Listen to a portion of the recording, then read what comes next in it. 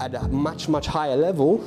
Right now I'm talking about center of mass because that's the method I'm using. Open joints, relaxation, connect to your center, use that as the power source.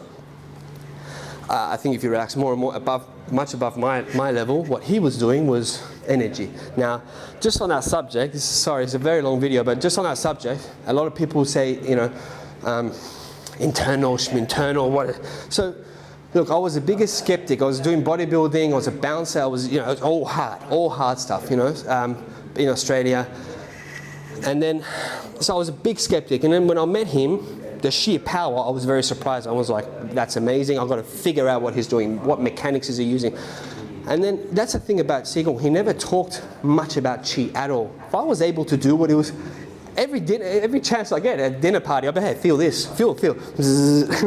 As if you would, but he didn't. And even when I came here, 2005, the first 4 or 5 years, whenever we talked about it, he'll be like, yeah, Nimlik, yeah, it's just relax more, and he'll just say that. Only the last 3 or 4 years did he start to really talk about it. 2 reasons. One, because the level of the students, we were getting much better and we could understand it, fathom it at least.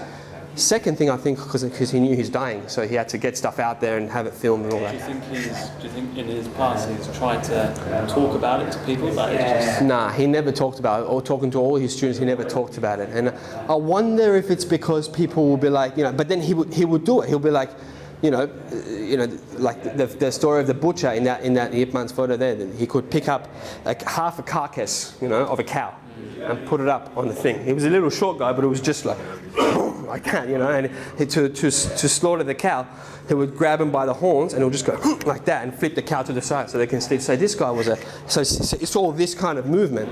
And Siegel was telling us, we were like, wow. And he goes, yeah, and then just, not to show up, but it was just like, just how he was. He was like, yeah, but I'll put up my hand and he couldn't move me in chi sao. So if you could pick up, he couldn't move him. Like, so he was, and that's why people are like, what are you? That's why Ip Man actually said, this guy is better than me. This guy is the king of Siam. He's surpassed, basically, So there's something very real there, but he wasn't talking about it. I think also because he didn't know what was happening. He didn't know. He was just sort of working. He was like, oh, he's feeling stuff, but he didn't know. That about 7 years before he died, maybe more, 10 years before he died, he tried for 6 months to move a tissue. Yeah, with that, because he could really feel coming out of his body. Right? And it was like, and he doesn't believe in that kind of stuff.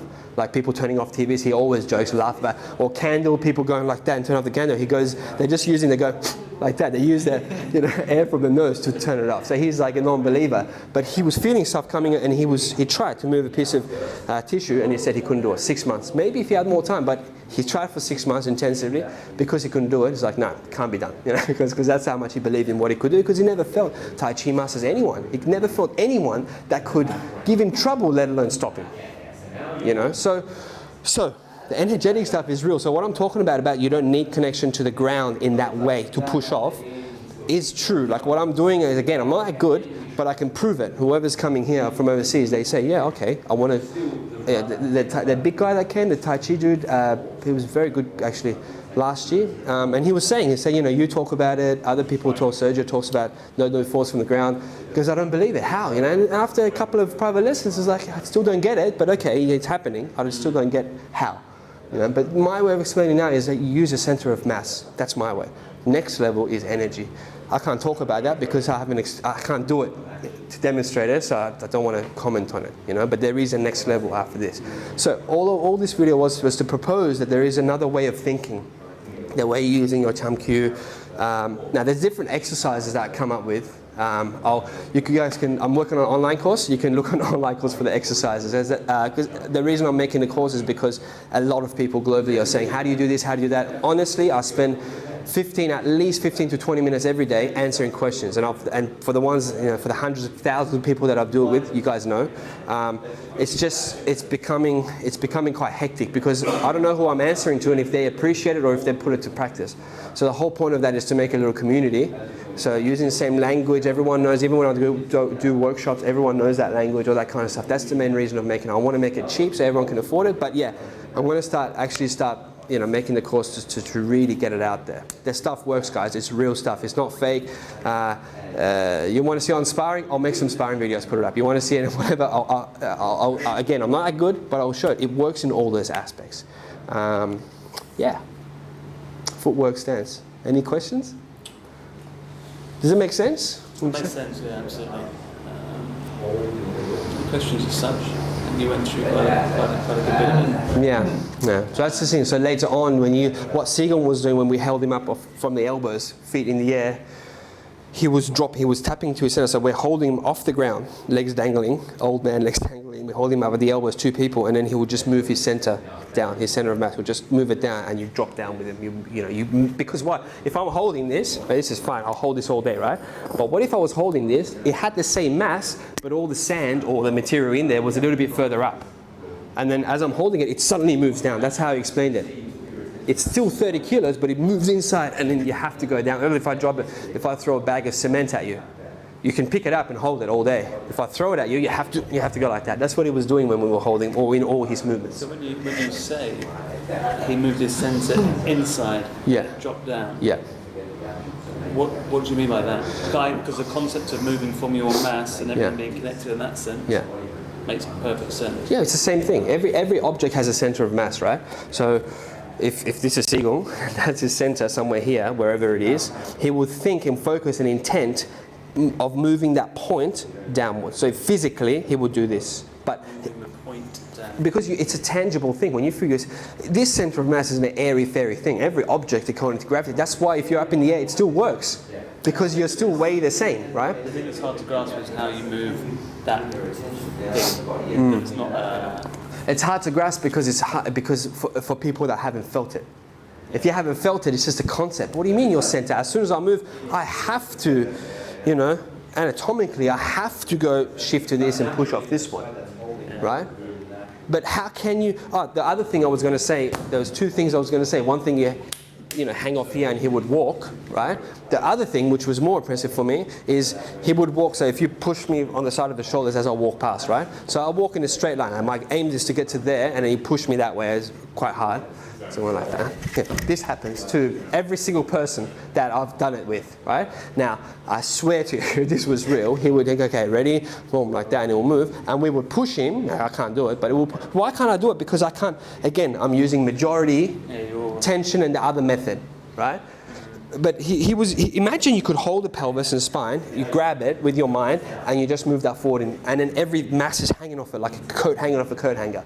And that's just moving forward. Right, so then it doesn't matter what leg he was in, because you can't time the leg. He can't time, I'm going to be on this leg as he pushes in so I can bounce it off this way. He's just walking straight, and you push him, and I swear, you push him and you bounce back. How do you explain that in terms of the thinking of using force from the ground to move? The only way it can be explained, or when he was standing like this, and then from the weight on the back leg, very lightly raising up. Now, for me, you can see there's still a shift to the front leg. Right? So you can try that at home. Stand on and look in the mirror, staying upright, and turn from here. You can still see. I can feel that some weight comes here. Whereas from here, if you made a machine, or if you could put an engine inside me, press the button, and that engine would move my pelvis, that momentum of the pelvis moving would stop. Will have it so I don't have to shift to the front leg. And he would do that. He'll stand here and just raise his leg up. In David Peterson's. Many years ago, he did a seminar at David Peterson's place. Yeah, in Australia, and he shows it there. He brings up this knee, boom, like that. And see, for me, I can't do it. So this is at people that saying, oh yeah, I've got Nim leg, I can do that. Really? Okay, do these exercises. I can't do it. Can you? To people in this lineage I'm talking about. Yeah, so there's tangible stuff that if you can control the body in that way, you can do these stuff that we witness him do. Yeah. So you told me way back as well, where there's Seagull can do like even falling down, punching, still produce power. So what I'm doing is is below that is at least I'm staying on this plane and punching. I'm just my weight's going up and down when I'm jumping and I'm punching that way, right? He would go backwards and punch, he would do this. So someone will be testing the stance and you just hold my back like that. So he would just do it like that, fully like that until the other like his, and then he'll go like that, and the person in front will bounce off. So you could feel, it's not faking, it's sort of pretending to go by holding the mass in. He was actually giving you the mass here. So this... No added pressure on the dude that's holding. What's that? No added pressure on the guy that's holding, so I wouldn't feel... No, you wouldn't feel any rebound. You wouldn't feel easy. Yeah, exactly. So it's not like he's using that touch and using the connection to the ground. There's no added pressure.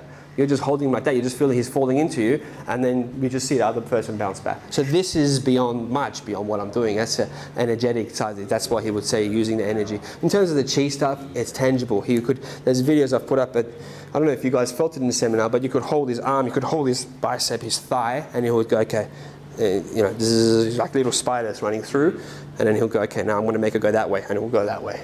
So you can make it go this direction, just to prove it's not just better blood flow or cheating or whatever. With his thigh, throughout his whole body, yeah. You would hold his skull. You asked Seb, we were like, what? You hold his skull, and I swear, it feels like the skull's hard, but it's not full. Here's one you would hold, and then it would just become full. And then it starts pulsating, it starts to become full, and his eyes are just like that. And you're like, whoa, like that, yeah.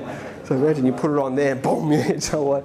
Yeah, this stuff, again, I can't comment on it because I can't do it. So, but anyway, yeah, cool. Nice one.